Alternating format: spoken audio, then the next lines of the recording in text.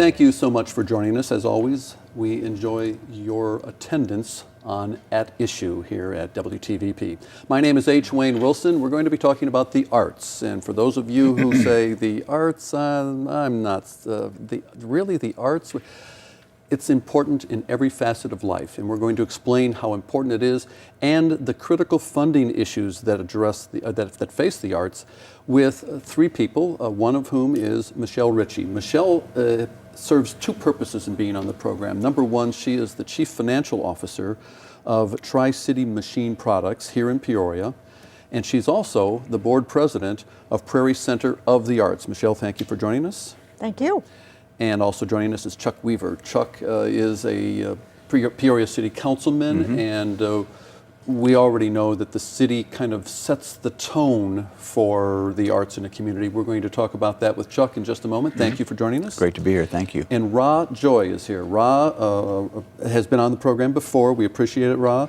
Ra is the Executive Director, new name this time from last time, Arts Alliance Illinois. That's right. We put the arts first. It's great to be back. But I like that. And let's just stay with Ra, because before we talk about the importance of art, let's measure the arts.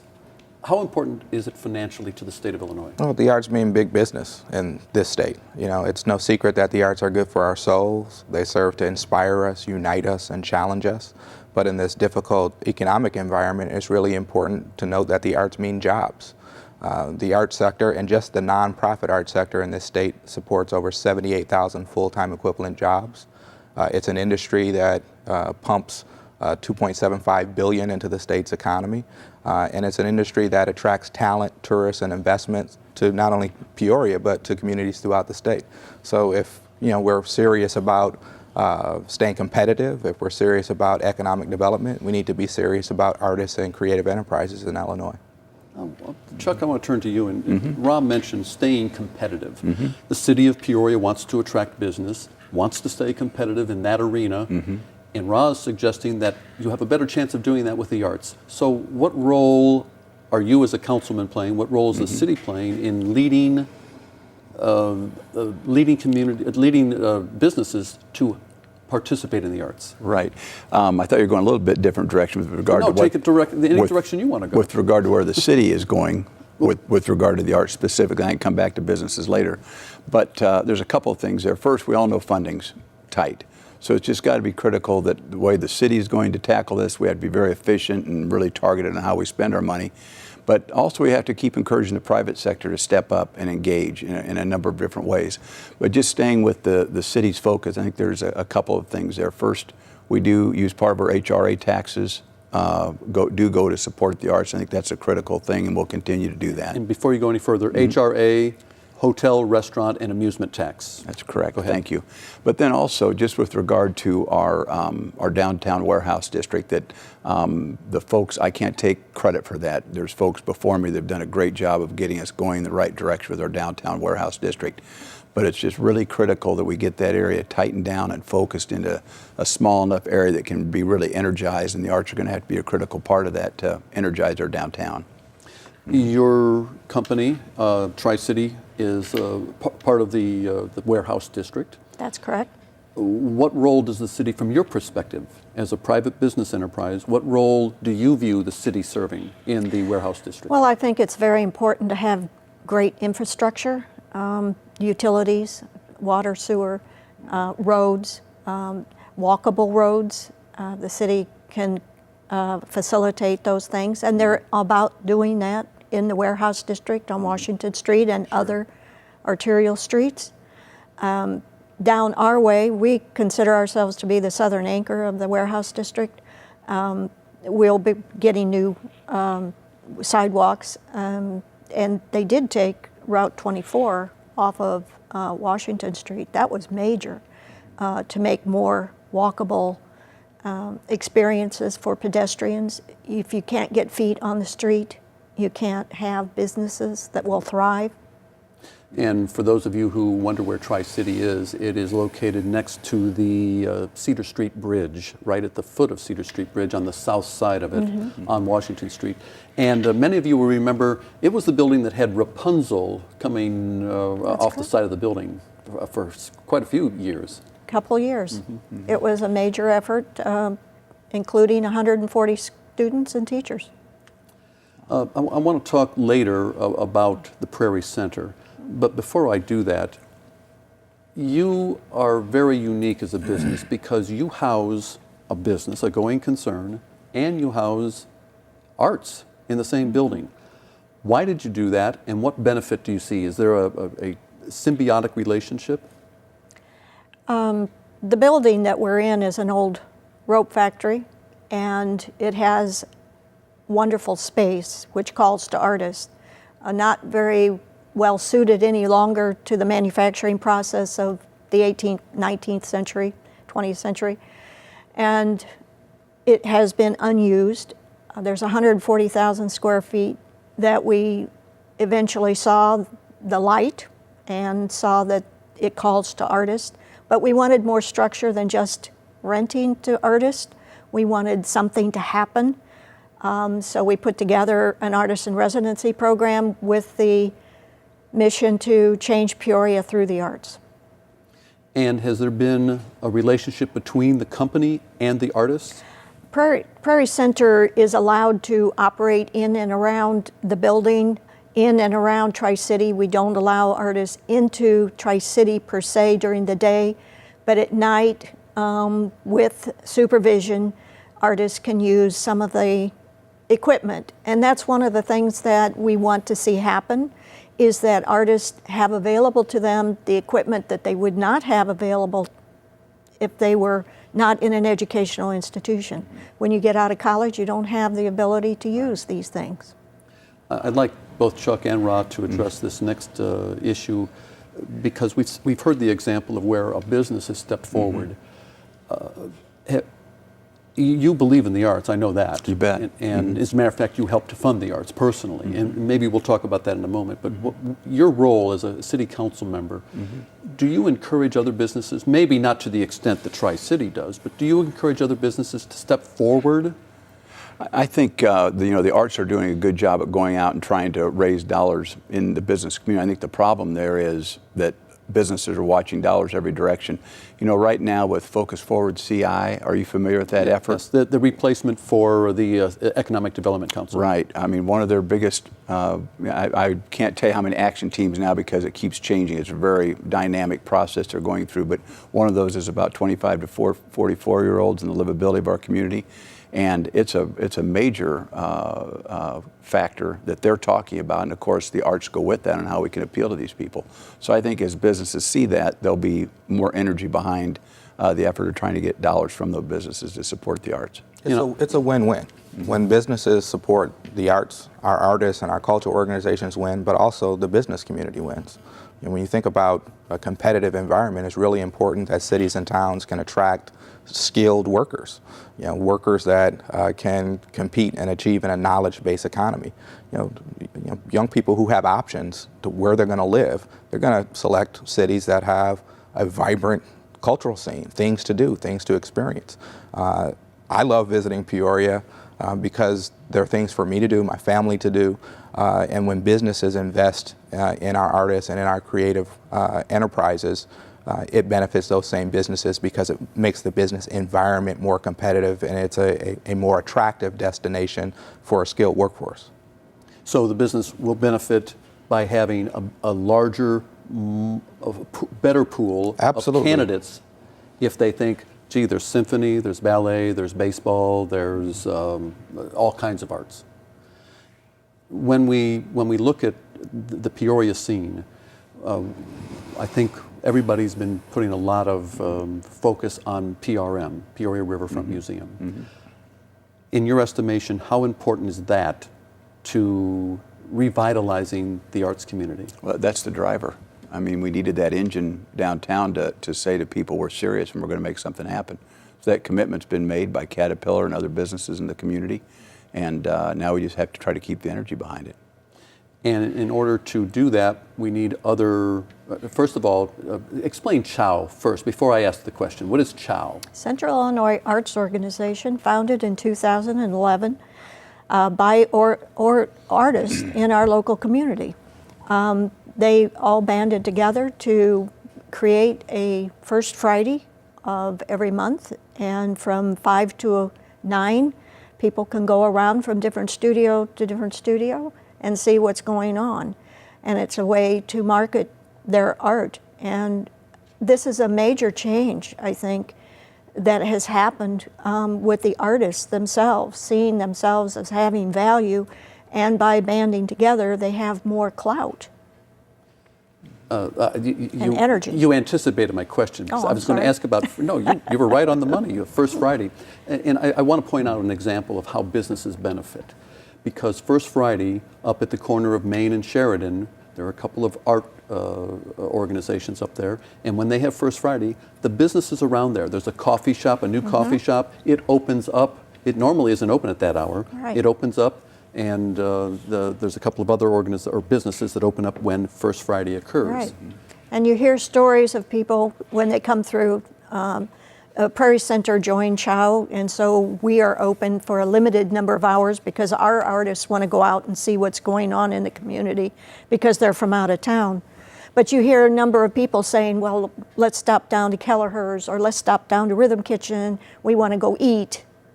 And so, or we're going to go up on Main Street to One World or other places. I don't mean to leave any restaurants out, but it. Tan Lin or any of the other restaurants. Right. The First Fridays creates a really vibrant scene. Yes. And I had the pleasure of experiencing First Fridays, and there's an artist, Jacob Grant, who has a studio, and I traveled the state, and he had a really unique thing happening in his studio where he had people of all ages, mix in terms of ethnicity and all walks of life there, enjoying art, enjoying each other, and that's something that it should be a source of pride for Peoria. And so there are great things happening, not just with the Riverfront Museum, which I think is a model of our creative economy at work, but also in the Warehouse District and across the city. Is First Friday unique to your knowledge? First Fridays are not unique, but what I think is unique is what's happening here in Peoria in terms of the energy and momentum. And I think, as Michelle mentioned recently, our artists are seeing themselves in a different light. They're seeing themselves as part of the solution to some of the most urgent challenges facing cities and towns. And whether it's creating jobs, attracting tourists, making our schools stronger, our artists are part of the solution. And that's something you can feel here in Peoria. And they're investing in Peoria. Artists are moving to Peoria to invest. Hiram Torreson in his glass factory. James Pierce just bought a building down on Adams Street and started the Atelier.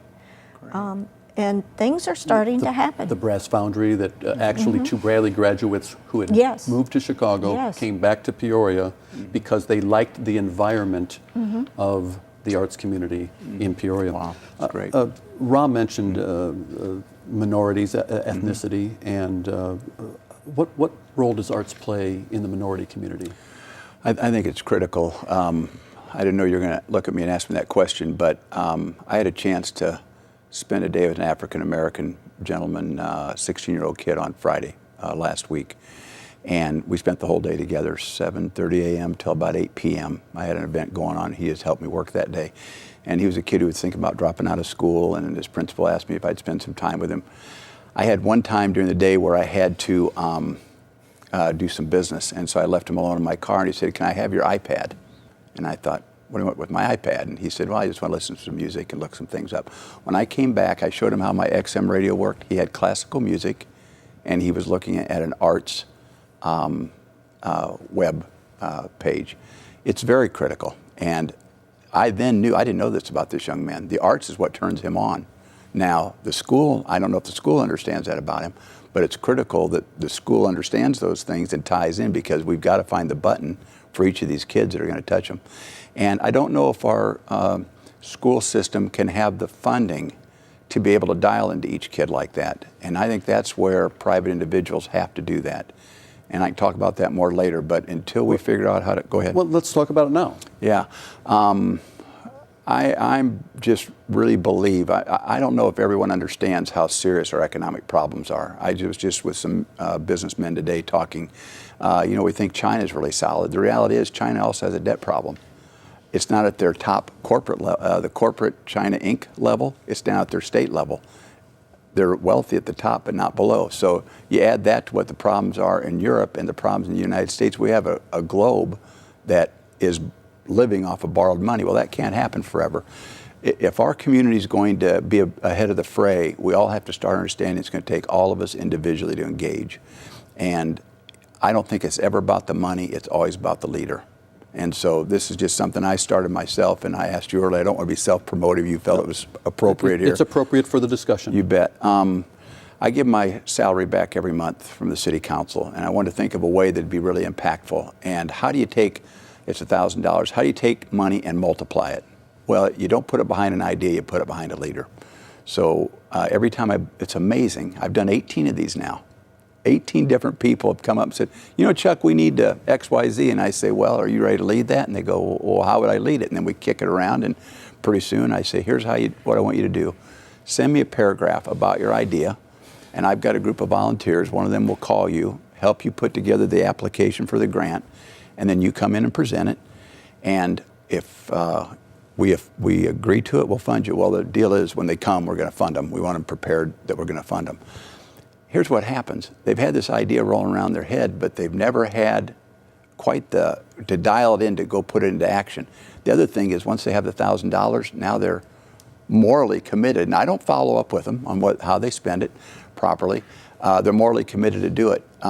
We are seeing phenomenal things going on with this, with just one person that now takes this idea and engages other people. I could dial, I mean, all 18 of them I could tell you about, and 12 of them are phenomenal, you know. So it's reassuring that there is a Chuck Weaver, and I'm sure there's some other people like you in the state. Oh, there's a lot of people like that. But when we traditionally have looked to Arts Alliance Illinois, we've looked to the National Endowment of the Arts, or for the arts, I guess it is.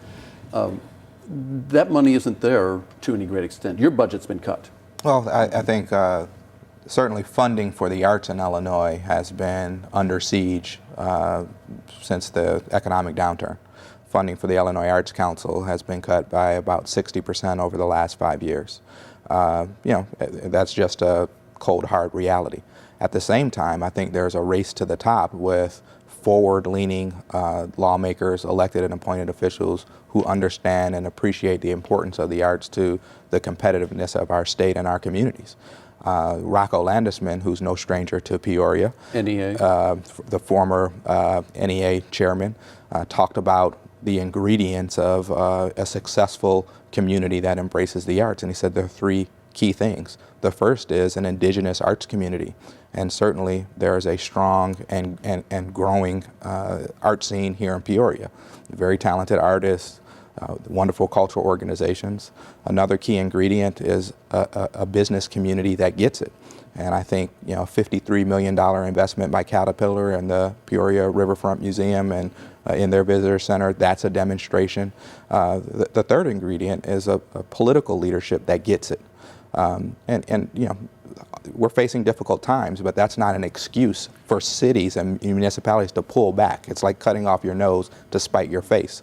You know, if you want to be competitive, if you want to create jobs, if you want to put more heads in beds and attract tourists to your community, investing in the arts is a wise choice. And I'm appreciative that we have leaders like Chuck and others who understand that. And it's going to take everyone doing their part, our arts community, the business community, and government all working together. You mentioned government. Let's talk a little bit about what Suzanne Bonamici of Oregon is doing, Congresswoman from a Democrat from Oregon, who has a caucus. Yeah, there's a new caucus in Washington called the STEAM Caucus, and that stands for Science, Technology, Engineering, Arts, and Math. So adding the A to STEM. That's exactly correct. You know, if we think about our innovation pipeline, preparing young people for the jobs of today and the jobs of tomorrow, certainly we know that it's all about innovation and it's all about creativity, and the arts have got to be part of that mix. You know, when you think about the world we live in and the workforce of the 21st century, there's no greater skill or attribute we can arm our young people with than a creative mind. And it's hard to expect young people to be creative problem solvers without first exposing them to creativity. I'm pleased that Congressman Aaron Schock from Illinois has agreed to join Suzanne Bonamici from Oregon as the co-chair of this STEAM caucus, which is really looking at how can we leverage the arts and creativity and design to prepare our young people for success in a knowledge-based economy. And our role as an advocacy organization is to get elected and appointed officials, lawmakers on both sides of the aisle to step up for the arts, and we certainly applaud Congressman Schock for doing just that. And the final outcome of the caucus is? It's just starting. This is a brand new caucus, and historically our focus for our congressional delegation has been the Congressional Arts Caucus. Our goal is for every federally elected official from Illinois and Washington to be an active member of the Congressional Arts Caucus. We're not at 100%, but we're pretty close. The STEAM Caucus is a new initiative that's really looking at education and the role of the arts in education, and they'll be developing strategies to infuse the arts as part of a well-rounded education, and we're excited about that effort that's underway. I want to bring it back down to the local level and talk to Michelle about the Prairie Center of the Arts. Specifically, you started that. Correct. Why? Why was that important? And I don't mean because you like art. I mean, why was it important for you to get so involved in this? My husband and I found out that there were artists in residency programs, which puts a structure to having artists around you. And like I said before, the building has phenomenal space for artists. And so we offer residencies, juried residencies to artists to come and be a part of the building, and to also get services from Tri-City Machine if they so want them. And somebody made the comment earlier when we were talking that this process has actually changed my husband's life. He is now working on some of his own art, and he will graduate with an MA, Master's of Arts, from Bradley in May. That's great. We hope. Look for art from Joe Ritchie in the near future. But you actually have 10 artists there now, is that what you were saying? We have the capability of having 10 artists. Right now we have 4. Okay. And as of the airing of this show, we will have probably 6. That's great. And you can't understate the impact that the Prairie Center has for Peoria, and to position Peoria as a city that's open to new ideas. They extend Peoria's reach not just across the country, but across the world. They're bringing in artists from other continents that are exposed to all that Peoria has to offer, and they do. I'm not supposed to have favorites, but I will say that the Prairie Center of the Arts is one of my favorite places to visit every time I'm in town. Well, one of the things you see happening is that we offer space free of charge for certain periods of time for out-of-town artists to come, and it is an international. In April we will have, or this summer we will have someone from France and someone from Italy coming, and people from throughout the country, probably 12 to 14 artists over the summer. And we also offer local artists the opportunity to interact. What's the availability for someone like myself to come in and just see what they're doing? I mean, is that something you Just welcome? call us. Okay. We'll love to have I bet. Yeah. people tour. A final thought from Ra and from Chuck both. In very briefly, how would you describe the current status of the arts in Peoria? You've been here numerous times. I think it's on the rise. I think with Riverfront Museum, I think with Chow, First Fridays, there's a growing momentum for the art scene in Peoria, and I think it's something that's exciting to me, and it's something that people across the state are definitely paying attention to. And your assessment, Chuck? I would rather ask the question of, is there a model of someone who's doing a better job that we can copy? There is no one-size-fits-all approach to this. I will say that there's a growing number of cities that are leveraging the arts to attract tourists, to grow jobs. I think whether it's in Elgin, where they've transformed an old Sears Roebuck building into affordable housing, 55 units of affordable housing, or in Chicago, where they've just unveiled a new cultural plan. I think cities that are serious about their competitive edge, are serious about the arts. All that being said, Peoria is doing great things, and I think it's something that more people need to be aware of. Great. And with that, we have run out of the half hour of time. That was fast. And so after the cameras are done, we'll talk about your view of the arts. Okay. And you can always call Chuck. He's a Peoria City Council member. He'd be happy to talk to you. Right. Michelle Ritchie, I appreciate you joining us. Thank you. With the Prairie Center of the Arts, and also Rod Joy, who's the executive director of the Arts Alliance Illinois. Great job. Put the arts first. That's right. And Chuck Weaver, Peoria Thank City you so Council much. member. Thank you all for being with here for a lively conversation about the importance of the arts. We'll be back next week with another edition of At Issue. I hope to see you then.